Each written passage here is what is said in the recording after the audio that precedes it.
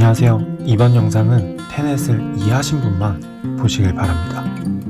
테넷에 대한 분석글은 많은 유튜버 분들이 그리고 나무위키에서 잘 설명되어 있습니다.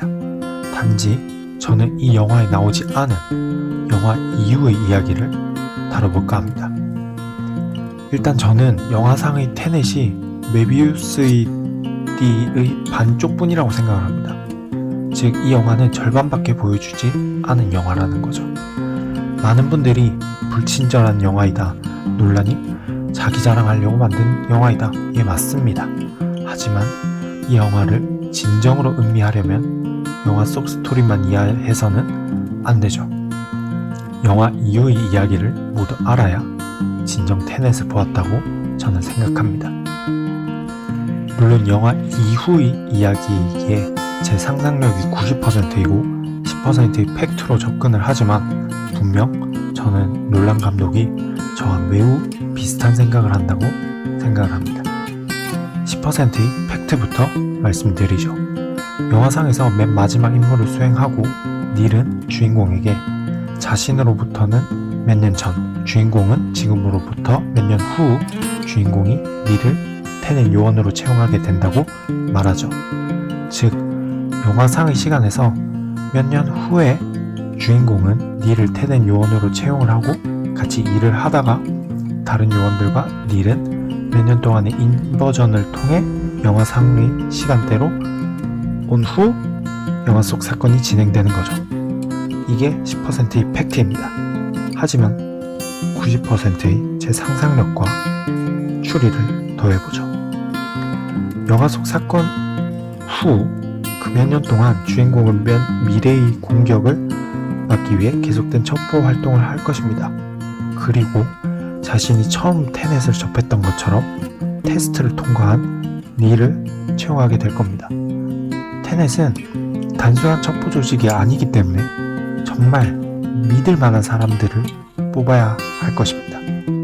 주인공이 고문을 당하고 비밀을 누설하지 않은 모습이 영화상에 보여줬듯이 닐도 똑같진 않아도 분명히 비슷한 테스트를 통과했을 겁니다. 그리고 주인공이 닐을 처음 만났을 때 닐이 그랬던 것처럼 술과 콜라를 시킬 확률이 매우 높다고 봤습니다.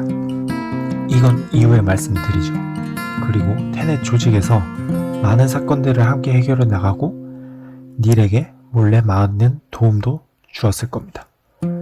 그리고 결국 닐이 영화상의 시간대로 오기 위해 인버전을 하기 직전 또는 직후에 주인공은 죽을 확률이 매우 높습니다. 왜냐하면 첫 번째로 닐이 몇 년의 시간을 인버전해서 영화상의 시간대로 왔지만 주인공은 온 흔적이 없어요. 즉, 닐이 몇 년의 시간을 거슬러 오기 전 주인공은 죽었을 확률이 높습니다. 물론 살아있는데 혼자 안 왔을 수도 있죠. 하지만 제가 해석한 영화의 내용상 주인공은 그렇게 행동할 수 없습니다. 모든 순간은 현실이고 과거가 지나갔으니 현재는 안전해.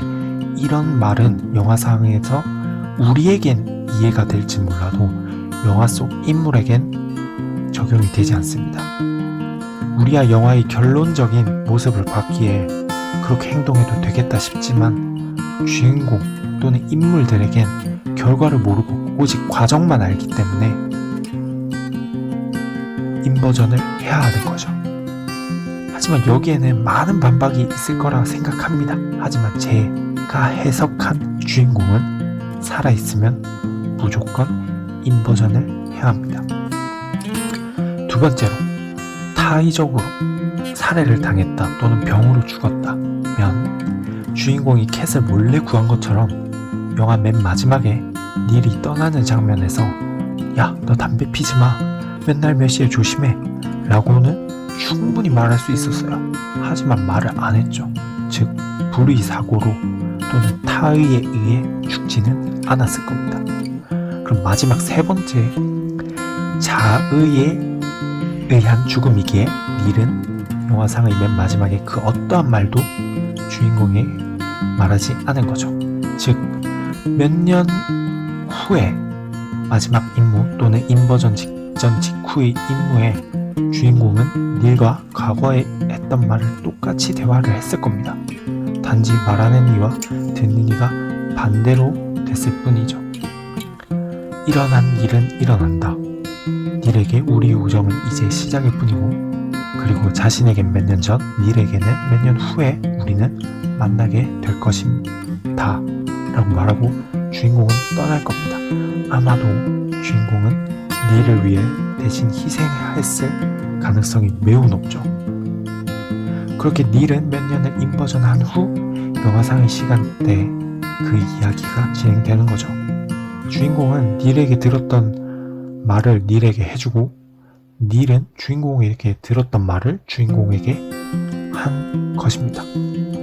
즉, 서로는 상대방의 미래의 모습을 먼저 보고 상대방이 죽으면서 모든 이야기를 간략하게 듣게 될 거예요. 그리고 몇 년 후에 과거의 상대방을 만나는 그런 형식이죠. 그리고 상대방에게 모든 이야기를 간략하게 말하고 자기가 희생을 하는 거죠. 이 둘의 운명은 테넷의 손깍지처럼 진짜 서로 긴밀하게 얽힌 인생이죠.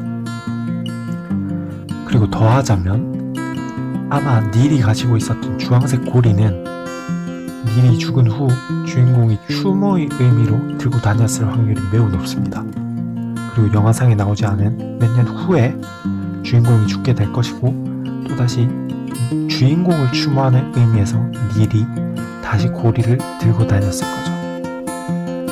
그렇기 때문에 영화상에서 닐은 그 임무를 수행할 때도 그 눈에 띄는 고리를 들고 다닌 겁니다. 특수요원이 그렇게 눈에 띄는 장식품을 메고 다닌다는 건 말이 안 되죠. 아마 서로에게 보내는 우정의 신호였을 겁니다. 또한 두 명의 성격이 비슷하다고 볼 수 있죠. 적어도 상반된 성격이 아닙니다. 대립을 하더라도 서로가 인버전에 대한 지식 또는 서로가 알고 있는 지식의 양의 차이에 따른 충돌이지 성격에 대한 그런 차이는 저는 아니라고 봤습니다. 즉, 서로가 조금은 비슷한 캐릭터를 한 거죠. 일반적인 영화에서는 같은 팀원이더라도 상반된 성격의 캐릭터들이 대립을 하고 화합을 하고 그렇게 나오는 스토리로 극을 이끌어 나가지만 여기서는 그런 부분이 적죠. 둘은 처음부터 마음이 잘 통해요.